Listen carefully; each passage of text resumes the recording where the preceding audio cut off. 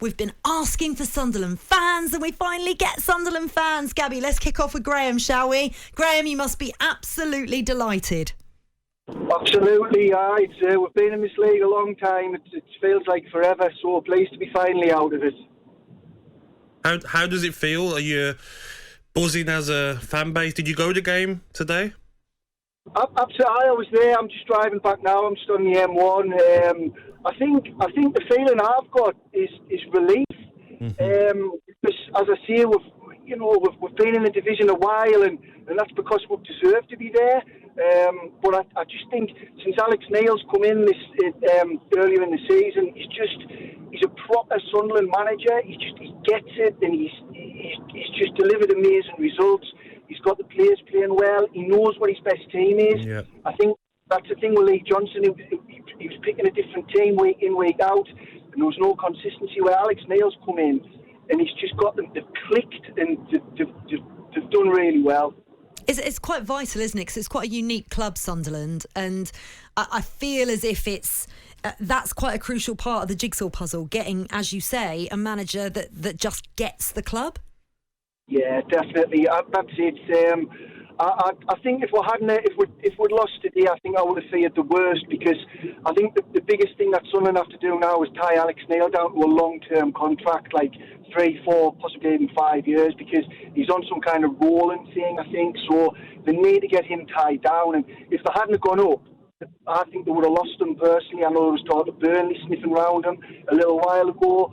So the fact of one today, get him tied down, and onwards and upwards. I mean, I'm not saying we're going to do anything, drastic next season, as long as we stay up, really. But, we've got a lot to look forward to now, hopefully. Yeah, but you have to look at teams like Luton. Luton this season have performed very well with, small budget, brought in some good free transfers. If you get the right players in, there's no reason why you can't push for playoffs next season.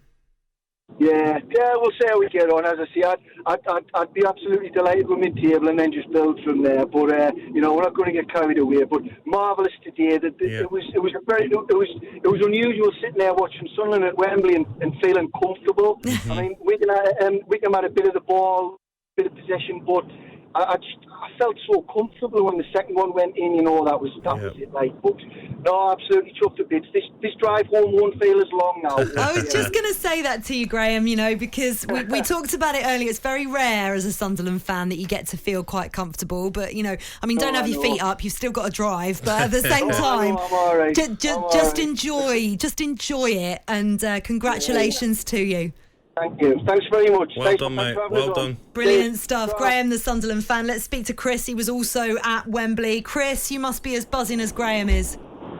I am, yes. I'm on the same M1, headed back with a massive smile on my face. So me and my son are heading back up to the northeast, and he's seen Sunderland win at Wembley, for the first time. I'm 42-year-old. I've seen them win for the first time. He's 9, so I worry that we're setting him up with unrealistic expectations.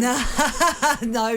Maybe this is, coming into a new era for Sunderland Football Club. Listen, we heard what it sounded like, the atmosphere at Wembley on talkSPORT. I've seen the pictures as well. What was it like to be right in the middle of it? Oh, it was unbelievable, and we drove down this morning, heading back tonight, and I'm gutted that we didn't stay over, because the celebrations in London tonight are going to be something else. The pictures from last night were one thing, but I think it'll be even more raucous tonight. I think as well, Chris, like I said to Faye earlier on, I've had a soft spot for Sunderland since I watched the documentary and just seen what the fans are going through during that documentary, what the club was going through, and next season, yes, it might be tough to get promotion, but over the next 2-3 years, Sunderland have to look at getting back to the Premier League, surely.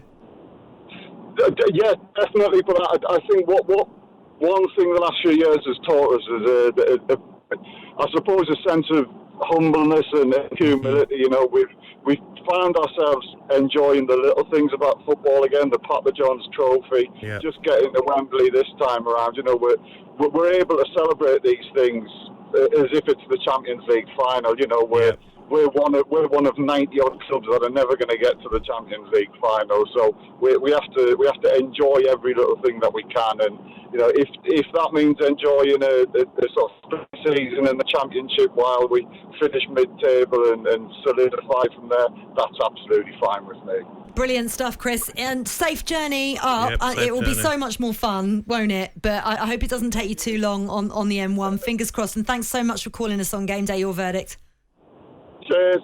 Brilliant stuff. Chris and Graham, delighted Sunderland fans. We're powered by fans, and we absolutely love hearing your thoughts when you've been involved in such a fantastic event as it was today at Wembley for the League One playoff final. Sunderland back to the Championship for the first time in 4 seasons.